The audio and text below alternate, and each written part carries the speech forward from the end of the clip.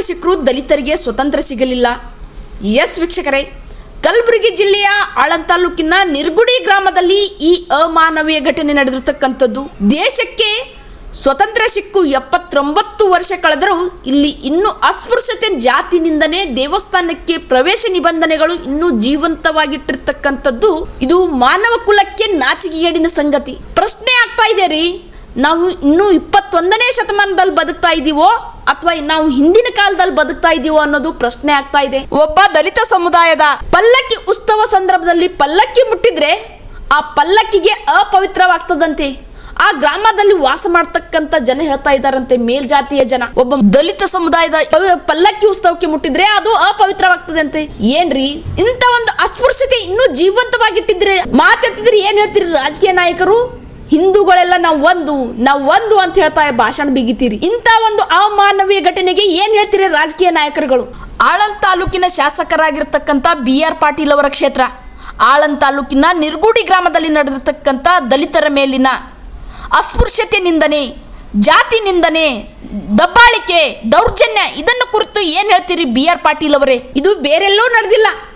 ಇದೇ ಒಂದು ದಲಿತ ಸಮುದಾಯದ ಮಿನಿಸ್ಟರ್ ಆಗಿರ್ತಕ್ಕಂಥ ಸಚಿವ ಪ್ರಿಯಾಂಕ ಖರ್ಗೆ ಅವರ ತವರು ಜಿಲ್ಲೆಯಲ್ಲಿ ಆಗಿರ್ತಕ್ಕಂಥ ಆಳಂದ ತಾಲೂಕಿನ ನಿರ್ಗುಡಿ ಗ್ರಾಮದಲ್ಲಿ ನಡೆದಿರ್ತಕ್ಕಂಥ ಈ ಒಂದು ಅಮಾನವೀಯ ಘಟನೆ. ಇದಕ್ಕೆ ಸಚಿವ ಪ್ರಿಯಾಂಕ ಖರ್ಗೆ ಅವರು ಏನ್ ಹೇಳ್ತೀರಿ?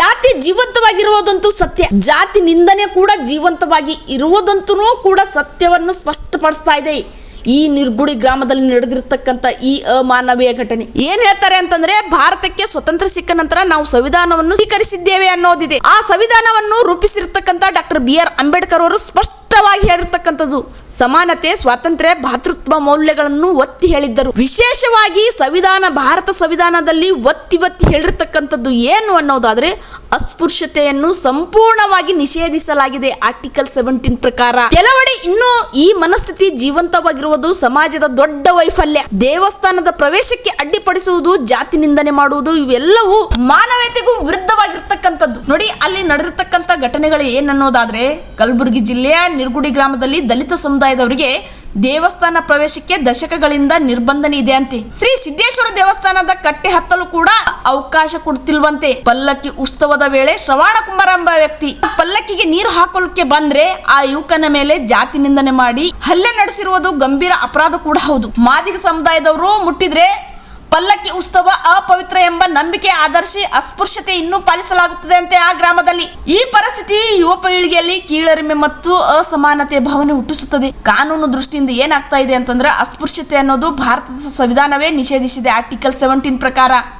ಜಾತಿ ನಿಂದನೆ, ದೇವಸ್ಥಾನದ ಪ್ರವೇಶಕ್ಕೆ ನಿರಾಕರಣೆ, ದೈಹಿಕ ಹಲ್ಲೆ, ಇವುಗಳಿಗೆ ಕಠಿಣ ಶಿಕ್ಷೆಗಳಿವೆ. ಸಮಾಜದ ಮೇಲೆ ಏನ್ ಪರಿಣಾಮ ಆಗ್ತಾ ಇದೆ ಅನ್ನೋದಾದ್ರೆ, ಇದು ಕೇವಲ ಒಂದು ಗ್ರಾಮದ ಸಮಸ್ಯೆ ಅಲ್ಲರಿ, ಸಮಾಜದ ಮೌಲ್ಯಗಳ ಮೇಲೆ ಪ್ರಶ್ನೆ ಎತ್ತುತ್ತಿದೆ. ಶಿಕ್ಷಣ ಪಡೆದ ಯುವಕರಿಗೂ ತಮ್ಮ ಮೂಲಭೂತ ಹಕ್ಕುಗಳನ್ನು ಸಿಗದಿರುವುದು ಅಪಾಯಕಾರಿ ಸೂಚನೆ ಅಂತ ಕಾಣ್ತಾ ಇದೆ. ಇಂತಹ ಘಟನೆಗಳಿಗೆ ಸಾಮಾಜಿಕ ವಿಭಜನೆ ಮತ್ತು ಅಸಮಾನತೆ ಮತ್ತಷ್ಟು ಗಾಢಗೊಳಿಸುತ್ತದೆ. ಇದಕ್ಕೇನ್ ಮಾಡ್ಬೇಕು ಅನ್ನೋದಾದ್ರೆ, ಜಿಲ್ಲಾ ಆಡಳಿತ ತಕ್ಷಣಕ್ಕೆ ಸ್ಥಳಕ್ಕೆ ಭೇಟಿ ನೀಡಿ ಕ್ರಮ ಕೈಗೊಳ್ಬೇಕಲ್ರಿ. ತಪ್ಪಿತಸ್ಥರ ವಿರುದ್ಧ ಕಾನೂನು ಕ್ರಮ ಕಟ್ಟುನಿಟ್ಟಿನಾಗಿ ಜರುಗಿಸಬೇಕು. ದಲಿತ ಸಮುದಾಯಕ್ಕೆ ದೇವಸ್ಥಾನ ಪ್ರವೇಶ ಖಚಿತಪಡಿಸಬೇಕು. ಗ್ರಾಮದಲ್ಲಿ ಜಾಗೃತಿ ಕಾರ್ಯಕ್ರಮ, ಜಾತಿ ಭೇದ ಭಾವವನ್ನು ಹೋಗಲಾಡಿಸುವಂತ ನಿಟ್ಟಿನಲ್ಲಿ ಕಾರ್ಯಕ್ರಮಗಳನ್ನು ನಡೆಸಬೇಕು. ಅಲ್ಲಿರ್ತಕ್ಕಂಥ ತಾಲೂಕು ಆಡಳಿತ ನಡೆಸಬೇಕು, ಜಿಲ್ಲಾ ಆಡಳಿತ ನಡೆಸಬೇಕು. ಏನ್ ಮಾಡ್ತಾ ಇದಾರೆ? ಕಣ್ಣು ಮುಚ್ಕೊಂಡು ಕೂತ್ಕೊಂಡ್ರ?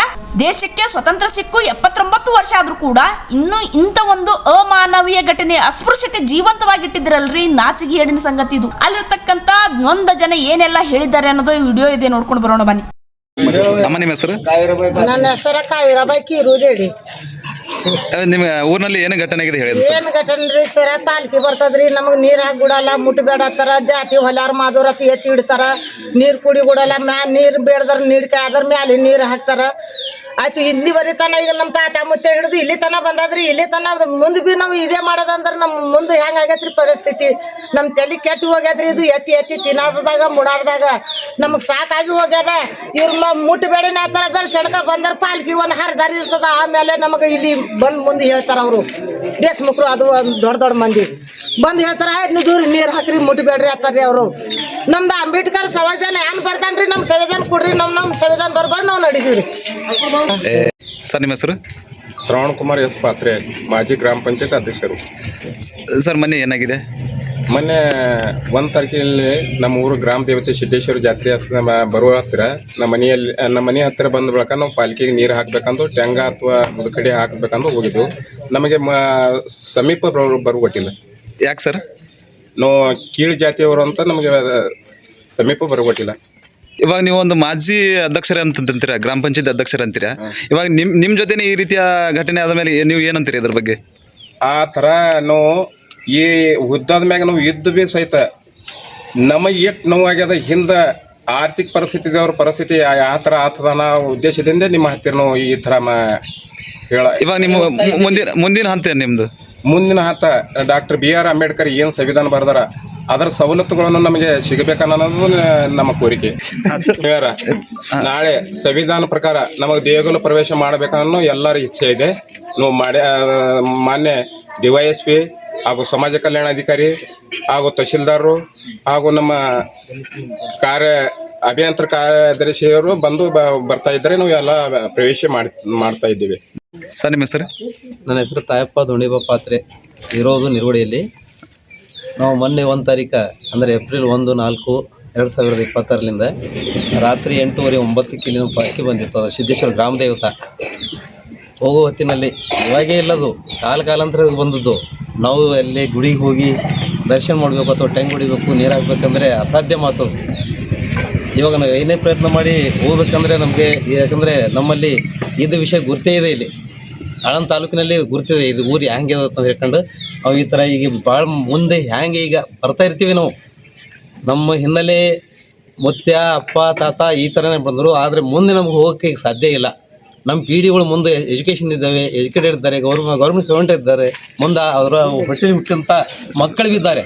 ಇದೇ ಥರ ನಾವು ಜೀವನ ಕಳಿಬೇಕಾಗಿತ್ತಂದ್ರೆ ಇದರ ಮುಂದಿನ ಸನ್ನಿವೇಶ ಏನು ಅದು ನಮಗೆ ಈಗ ಸದ್ಯ ಒಡೆಯಲಾರದ ಒಗಟಾಗಿದೆ. ನಮಗೆ ನಮ್ಮ ಕಾನ್ಸ್ಟಿಟ್ಯೂಷನ್ ಪ್ರಕಾರ ಡಾಕ್ಟರ್ ಬಾಬಾ ಸಾಹೇಬ್ ಅಂಬೇಡ್ಕರ್ ಅವರ ನಿಯಮಿನ ಪ್ರಕಾರ ಆ ಹಕ್ಕು ಬಾಧ್ಯತೆ ನಮಗೆ ಬೇಕಾಗಿದೆ. ಇದರ ಸವಲತ್ತನ್ನು ಕೊಡಬೇಕಾಗಿ ನಾವು ಕೋರ್ತಾ ಇದ್ದೇವೆ. ದೇವಾಲಯ ಪ್ರವೇಶ ಎದುರಿಸಬೇಕಾದ ಏನೇನು ಎದುರಿಸಿರಿ ಇವಾಗ ನೀವು? ಎದುರಿಸಿಲ್ಲ, ನಾವು ಹೋಗಿಲ್ಲ. ಇಲ್ಲ ಇವಾಗ ನಮಗೆ ಹೋಗ್ಲಿಕ್ಕೆ ಅನುಮತಿ ಸಿಕ್ಕಿಲ್ಲ, ಕೊಡಲಿಲ್ಲ. ನಾವು ಜಾತಿಯಲ್ಲಿ ಮಾದ್ರು ಹೊಲೆರತ್ ಅಂತ ಹೇಳ್ಕೊಂಡು ನಮ್ಗೆ ಕೀಳು ಜಾತಿಯಿಂದ ಕಾಣ್ತಾರೆ. ಅವರಿಂದ ನಿಮಗೆ ಬೆದರಿಕೆ ಇದೆ ಏನಾದರೂ ಇದು ಆಗಿದೆ? ಬೆದರಿಕೆ ಇಲ್ಲ, ನಮ್ಮಲ್ಲಿ ಕೆಪಾಸಿಟಿ ಇಲ್ಲ. ಬೆದರಿಕೆ ಬಿ ಇದೆ, ಕೆಪಾಸಿಟಿ ಏನು ನಮಗೆ ಬೆದರಿಕೆ ಇಲ್ಲ. ಬೆದರಿಕೆ ಅಂದ್ರೆ ನಮ್ಮಲ್ಲಿ ಆ ಸವಲತ್ತು ಇಲ್ಲ, ನಮ್ಮಲ್ಲಿ ಆ ಕೆಪಾಸಿಟಿ ಇಲ್ಲ. ಆದ ಕಾರಣ ನಾವು ದಿನ ಆಗಲು ಅವ್ರು ಹೇಳ್ದಂಗೆ ಕೇಳ್ತಾ ಬರ್ತಾ ಇದ್ದೀವಿ ಅಷ್ಟೇ. ಇವಾಗ ನಿಮ್ಮ ಮುಂದಿನ ಪೀಳಿಗೆಗೆ, ಯುವ ಪೀಳಿಗೆಗೆ ಇದು ತಾರತಮ್ಯದ ಬಗ್ಗೆ ನೀವು ಏನು ಹೇಳ್ತೀರಿ? ಇವಾಗ ಇದೇ ತರ ಜೀವನ ಕಳೆದ ಬಳಕೆ ಮುಂದೆ ಆ ಜೀವನ ಕಳಿಬಾರದು ಅಂತ ಹೇಳ್ಕೊಂಡೆ ನಾವು ಈ ಹೆಜ್ಜೆಯನ್ನು ನಾವು ತುಳಿತಾ ಇದ್ದೇವೆ. ಎಲ್ರಿಗೂ ನಮಸ್ಕಾರ. ನನ್ನ ಹೆಸರು ಪ್ರಿಯಾಂಕಾ ಜಿ ಪಾತ್ರೆ. ನಂದು BSc ಡಿಗ್ರಿ ಎಜುಕೇಶನ್ ಕಂಪ್ಲೀಟ್ ಆಗಿದೆ. ನಾವು ಇಲ್ಲಿ ಓದಿದ್ದಿಲ್ಲ, ನಮ್ದು ಎಜುಕೇಶನ್ ಆಗಿದ್ದು ಕಾರವಾರ ಡಿಸ್ಟ್ರಿಕ್ಟ್ನಲ್ಲಿ. ಆಮೇಲೆ ಆಫ್ಟರ್ 2nd PUC ನಾವು ಬಂದಿದ್ದು ನಮ್ಮ ನೀರ್ಗುಡಿಯಲ್ಲಿ. ನಾವು ಇಲ್ಲಿ ಬಂದಿದ್ದೀವಿ. ಇಲ್ಲಿ ನೀರ್ಗುಡಿಯಲ್ಲಿ ಬಂದಾಗ ನಮ್ಮ ಊರಿನಲ್ಲಿ ಒಂದು ಜಾತ್ರೆ ಆಗುತ್ತೆ, ಸಿದ್ದೇಶ್ವರ ಗುಡಿ. ಈ ಜಾತ್ರೆಗೆ ಬಂದ ತಕ್ಷಣ ನಮಗೆ ಪಾಲ್ಕಿಗೆ ಮುಟ್ಟಕ್ಕೆ ಕೊಡಲ್ಲ, ನೀರು ಹಾಕೋಕ್ಕೂ ಕೊಡೋದಿಲ್ಲ. ನಾವು ಬಂತಂದ್ರೆ ಅಲ್ಲಿ ಕಟ್ಟಿಗೆ ಎಲ್ಲ ಅಡ್ಡ ಮಾಡೋದು, ನಮ್ಗೆ ದೇವ್ರಿಗೆ ಮುಟ್ಲಿಕ್ಕೆ ಕೊಡೋದು, ಮುಡ್ದೆ ಕೊಡೋದು, ಜಗಳ ಮಾಡೋದು, ಈ ಥರ ನಮಗೆ ಹಿಂಸೆಯನ್ನು ಕೊಡುತ್ತಾರೆ. ನಾವು ಅಲ್ಲಿ ದೇವ್ರ ಹತ್ರ ಅಲ್ಲಿ ಗುಡಿ ಹತ್ರ ಹೋದಾಗ ಎಲ್ಲರೂ ಮಂದಿ ಮೇಲ್ಗಡೆ ಕಟ್ಟೆ ಮೇಲೆ ಇರ್ತಾರೆ, ಆದರೆ ನಾವೆಲ್ಲ ಕೆಳಗೆ ನಿಂತು ದರ್ಶನ ಮಾಡಬೇಕಾಗತ್ತೆ. ನಮ್ಮ ಶಾಲೆ ಗೆಳತಿಯರು ಕೂಡ ಮೇಲ್ಗಡೆ ಇರ್ತಾರೆ, ನಾವು ಕೆಳಗಡೆ ಇರ್ತೀವಿ. ಬಟ್ ಅದನ್ನು ನೋಡಿ ನಮಗೆ ಮಾನಸಿಕ ಹಿಂಸೆ ಆಗುತ್ತೆ. ನಮ್ಗೆ ಈ ಥರ ಈ ಭೇದ ಭಾವವನ್ನು ನಾವು ಹೋಗ್ಲಾಡಿಸ್ಬೇಕು. ಎಲ್ಲರೂ ಸೇರಿ ಇದು ಜಾತಿ ಭೇದ ಭಾವ ಅನ್ನೋದು, ಈ ಅಸ್ಪೃಶ್ಯತೆ ಅನ್ನೋದು ಹೋಗ್ಲಾಡಿಸ್ಬೇಕು. ಸಂವಿಧಾನದ ಹಕ್ಕಿದೆ ನಮ್ಗೆಲ್ರಿಗೂ ಮಾತಾಡಬೇಕು. ಎಲ್ಲರೂ ಸೇರಿ ಒಗ್ಗಟ್ಟಾಗಿ ಸೇರಿ ನಾವು ಈ ಅಸ್ಪೃಶ್ಯತೆಯನ್ನು ಹೋಗ್ಲಾಡಿಸ್ಬೇಕು.